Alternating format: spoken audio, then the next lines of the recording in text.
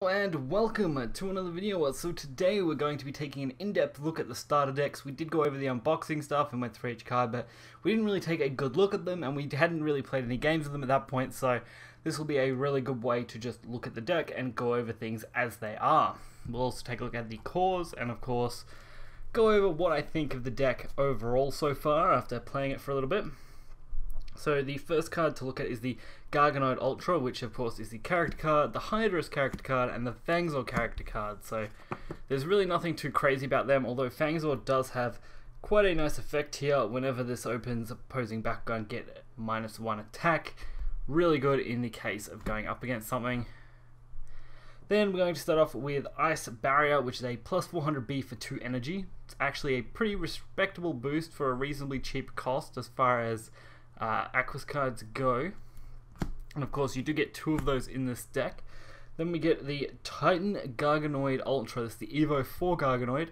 It is a 900B Evo with a 6 attack. Victor, copy the next action you play. I haven't got to use this myself as my partner mostly plays this deck. It is a 5 cost Evo, which is a little expensive, but with 2 of them in the deck it's actually not too bad.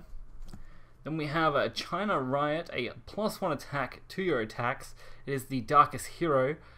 If this is discarded, you may play it for free. So very important to remember. I believe this has to be done through discard effects. If you actually read the official rules, it can't be from discarding from the top of your deck from victory attacks, so it has to be through an effect. Then we have Night Lightning, a 4-drop effect, which of course is a draw a card, sacrifice. You may discard a card for +3 attack.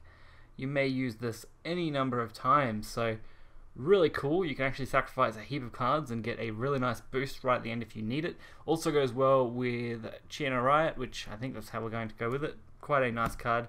You also get Storm Generator, similar to Night Lightning in its look, but this is of course a B power boost of +300. It is a 3 energy cost. Sacrifice, you may discard a card to return this to your hand, which is actually another really nice effect. Being able to get that back in your hand, you do get 2 Storm Generators. Then we get the Smoke Armor, which is a 500B 3 cost Darkest card. So another nice okay card for 3. I don't mind cheap B power boosts, they really do help. Prismatic Bolt, a 4 energy cost, 300B 6 attack. This is another alright card as far as I'm concerned. For the extra 1, you do lose 200B compared to the Smoke Armor, but you do get the +6 attack, which is an insane buff if you're already on the winning side, and you do get a couple of them. Then you get Stone Skin, the 3 cost +200B, sacrifice, you may discard a card for +800 instead. Another really strong B power boost. You could definitely win a lot of matches using those B power boosts. Then we have Terrify, a 4 energy, -6 damage, I think, by the looks of that. -6 damage Terrify. It's pretty much a counter to your opponent. I don't go much on those sort of counters. I'd rather win the B battles than go for counters myself, but if you are losing, that's actually an okay one to play off if you have enough energy, of course. Then we have Hyper Hydra's, the, of course, Evo for Hydra's. It does give the effect of when you land on a Green Fist, +600B, so you bring this up to 1000 just for landing on the Green Fist without any other added bonuses, and it is a 9 attack, so a very solid for 3 energy card. Of course, it does give you a couple of those. Then we have a Stomping Quake, which is a 7 energy card, extremely high cost, but it does have a +10 attack damage turbo if you have the most energy cards in play. Draw 3 cards, also has a nice draw effect, and if you have got 7 energy, most likely you are ahead in energy cost. Then we have Shock and Awe, so these are of course all Ventus cards. These is a 4 energy, +4 attack, another Bakugan gets -300B. Basically a pretty decent counter card. It does give you of course the B advantage and the plus advantage, which is good. Then we get Invigoration Blast for 5 energy. It is a +1 attack for each energy card you have. This card's quite good as well, although it is quite high in cost being 5, but it does mean you're going to get a minimum of 5 attack, which is not too bad, and you do get a couple of those. Piercing Scream, a 2 energy, -400B, so it does look like this starter deck is mainly focused around winning the battles and then boosting up after the fact. Doesn't really have a lot of kind of ramping effects, is what you'd normally call them, where you can ramp your energy up really quickly, but definitely not bad if you're looking to counter.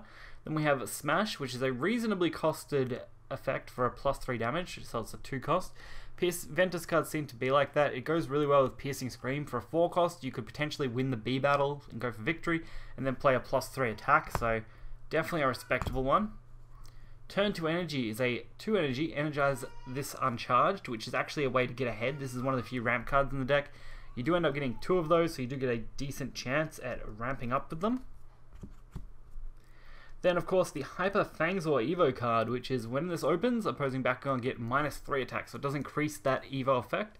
It is only a 400B Evo with a 6 attack, so it's pretty average, I think, for the Hyper Fangzor, but its effect getting a boost is really nice, and I actually gave a couple of those in this deck too. Not all the decks seem to have got extra Evo cards, only a few of them did. Now, we are on to the flip cards, which the first one is Cease Outsiders. It is a 3 energy flip, and it stops all non-Darkest attack. All the Outsider cards always stop whatever attribute they are, so if you have a Darkest Outsider card, it's always going to stop non-Darkest ones. So if you are going up against anything that isn't Darkest, it's a pretty good flip to use. You do get a couple. Then you get Exhilarate, which is a draw a card for 1 energy. This is okay if it's the only flip you risk hitting, or if you hit it on your last flip. It's definitely an alright one to use in that situation. It's also not bad for an extra draw, so it's actually an okay one. Cease Serenity is a stop Chaos or Ventus for cost 1. Really cheap flip.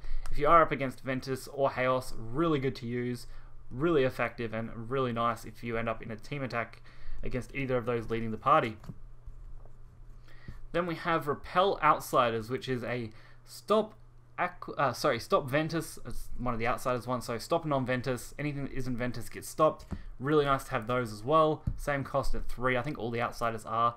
And then we have Photosynthesis. This one's actually pretty interesting. It's actually one of the only other ramp ways to ramp up, and it's Energize This Uncharged. If I was going to go for stuff, I would definitely go for these to get the advantage out, as they are quite solid, and getting 2 of them makes it reasonably likely. So overall, that is all the cards for this deck, so no real surprise there. I think overall, you can definitely tell it's focusing on a -B power or +B power, so winning the B power step of the battle, and then going in for a decent attack power of somewhere between, of course, a buff of 5 to 9 by the looks of it roughly, once you work out extra buffs for energy and things like that, which is actually pretty okay in my opinion. It's definitely a solid one. It does suffer a little bit from lack of B power on the Ventus Fangzor. Going up from 300 to 400 isn't a great buff, although I guess if you get the extra, say, Hydrus or Garganoid buffs, you can definitely do something, so that's always good.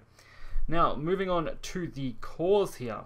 We do have a few cores. So we get a shield core, which is a +300B shield. Pretty average shield card, to be honest. Then you do get the Red Fist, which is also a -5, so this is a trap core. Then you get the Helix, which is a +300, +3 attack mix, actually quite a decent mixed one. And you get a +5 fist to counter the negative.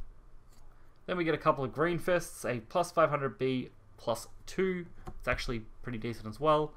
And a +100B, and then a +3 attack to Darkest and Pyrus. So this is, of course, designed to go along with Houndrus. Yeah, Houndrus, that's the one that one is.